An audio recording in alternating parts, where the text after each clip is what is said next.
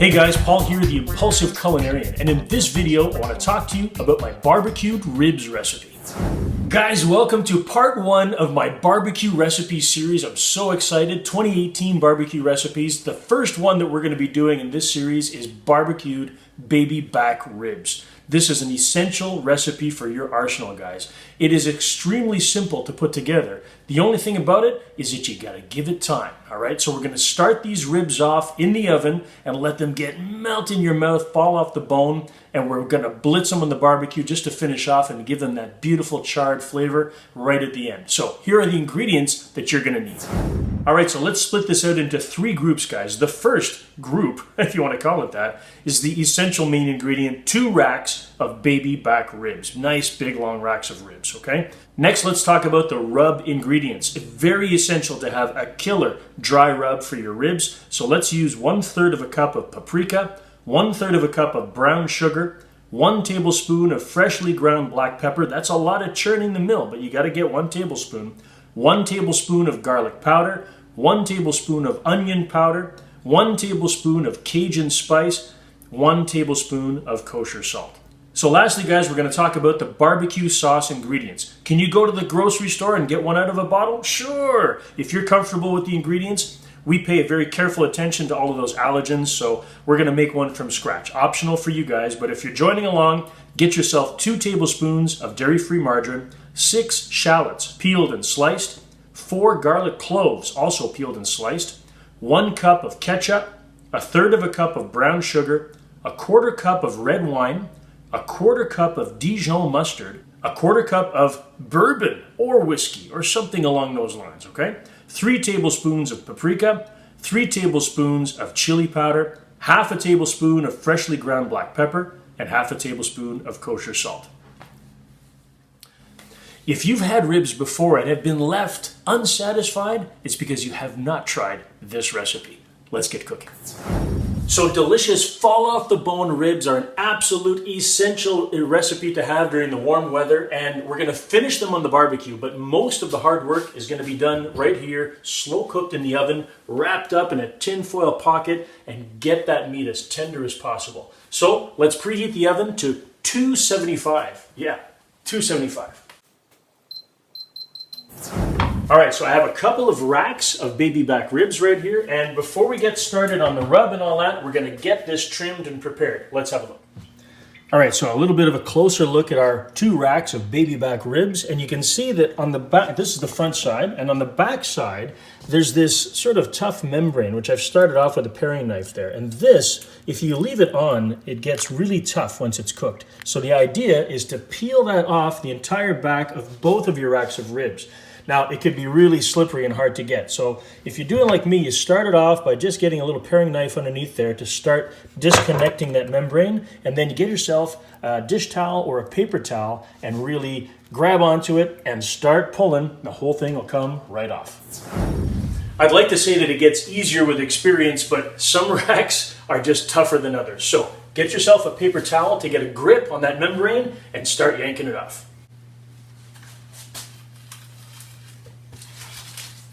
Oh, the second one was easy. The first one, not so much. All right, so once you've got the membranes off of the back of your 2 racks of ribs, trim off any sort of excess pieces and set them aside so we can make a rub. Now it's time to get all of the dry rub ingredients into a large mixing bowl. All right, so there we've got all the dry ingredients. I'll admit I went a little bit heavy-handed on the tablespoons of various items, but you know what? In the end, it comes out being delicious. So let's whisk that together.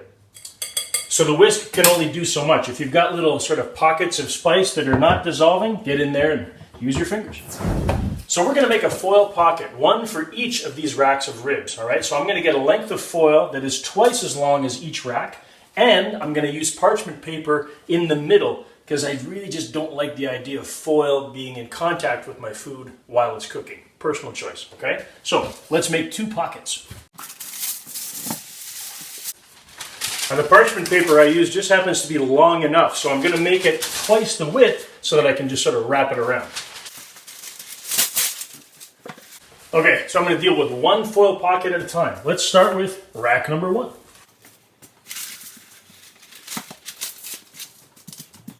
So lay that first rack out on your piece of parchment paper, leaving the other half ready to sort of fold over when you're done, and start applying half of your dry rub on all sides.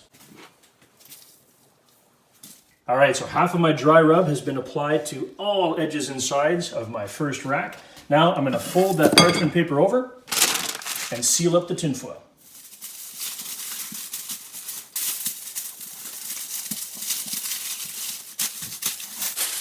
One down, one to go. I just love this recipe. Honestly, guys, the hardest part is the barbecue sauce. So if you decide to opt out of doing the homemade version that I'm going to do, you're practically done. You just got to leave it in the oven and finish it on the barbecue. But you wouldn't just cop out halfway, would you guys? Let's go the distance.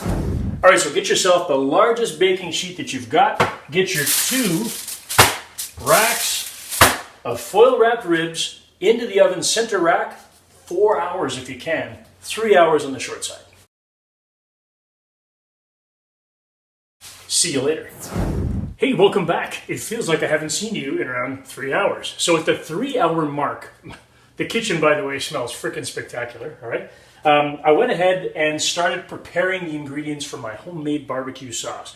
So it's taken me around just over 30 minutes. Now, the beauty is that when I prepare this sauce and it's ready to go, my ribs will have been in the oven for a beautiful 4 hours, and they are going to be fall off the bone tender. So let's get this sauce going. First, get a medium-sized saucepan over medium heat. So once the pan is nice and warm, get 2 generous tablespoons of Dairy Free Margarine into the saucepan. All right, let's have a close-up look at these sauce ingredients. So right here is pretty much everything you could need for a kick-ass homemade barbecue sauce, all right? Looks like my quick and easy Thursday recipes, right? I'm going to be using a hand mixer to blend this sauce when it's done. So my shallots and my garlic are chopped just kind of rough. If you don't have a hand mixer, or if you'd like a chunky sauce, you may want to chop those a little bit more fine depending on the consistency that you want. So me, I'm going to add all of this one step at a time. Okay, first into the pot is my chopped up shallots. So you want to saute those shallots just till they get soft, around 4, maybe 5 minutes. So there you have it, guys, 4 or 5 minutes. The onions are nice and soft, not browning yet, but just they're cooked. So now it's time to add your garlic. Wobble in. All right, so you've done your job with the onions and the garlic. When you get to that point that you're stirring frequently, but it's starting to brown. Well, that's not the goal, so that means that it's time to add all of the rest of these ingredients. You don't have to put them in any certain order. Basically get everything into the pot and bring it up to a gentle boil. All right, so I've added everything into the pot except for the booze. Now, the red wine and the bourbon, that's around 1/2 cup of liquid. If you don't want to use alcohol for whatever reason, I respect that. You want to add at least around 1/4 to 1/2 cup of some kind of a liquid. It could actually even be water, just to loosen things up. But I highly recommend, for pure flavor satisfaction, get that 1/4 cup of red wine and 1/4 cup of either bourbon, whiskey, scotch. You get the idea. Now whisk everything together until it's nice and smooth. Oh my goodness. All right, so it only takes a minute, literally, for that to come to a boil, and there's nothing gentle about it. It's going to be spitting and all that stuff. So you want to take it off the heat for a minute. That'll save you from having to clean the walls. Put it down to minimum, all right? Let it cool down for a minute, and then bring it back onto the burner. Let it simmer on low, the minimum heat, for around 15 minutes. All right, so once your burner has cooled down sufficiently, get that over minimum heat. It's still going to spit and whatnot, so get a cover and just partially cover it so you've got some room for something to evaporate. Let it simmer there on the minimum for 10 to 15 minutes. So once your sauce is simmered for around 10-15 minutes and you put it off the heat to let it cool, get your hand mixer, if you've got one, and blitz it until it's just as smooth as you like. All right, so there's only one thing left to do in this kitchen. Let's get those ribs out of the oven.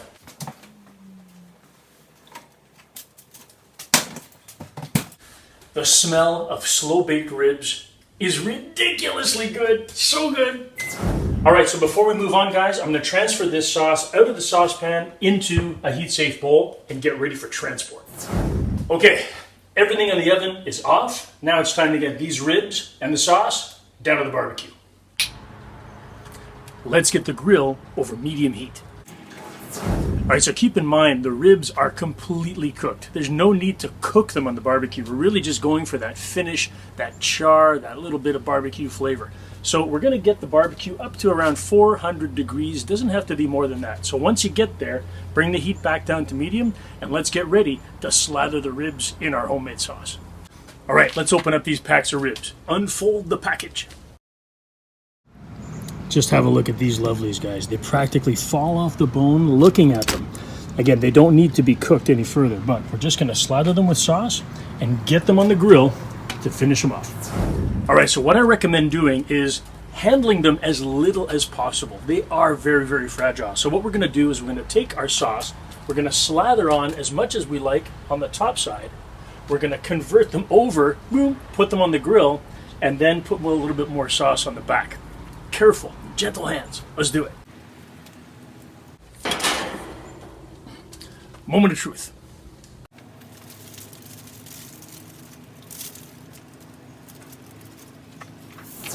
All right, so let them get a nice crust on there, 2-3 minutes max, and get a couple of spatulas because you're gonna need them. So take that opportunity, guys, to baste a little bit more sauce on the back side of those ribs. Now, if you've left them in the oven for 4 hours, like I have, the ends of the bones are already very dark, almost blackened, but the meat is not burnt. It's just cooked through.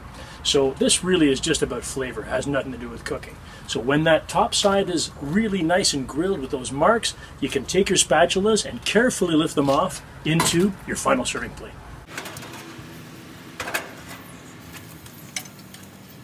Wow, guys, I can barely touch them. They're just so tender. And look how delicious that looks. Just amazing. Some ribs to be proud of, I promise you. All right, that's it for the barbecue. Let's get back in the kitchen. So guys, just as I'm plating this into a smaller dish, like literally, I just want to show you, it just pulls apart. You don't have to cut anything like that. They literally fall off the bone. Look at that. It's just absolutely so tender. Unbelievable. Just perfect.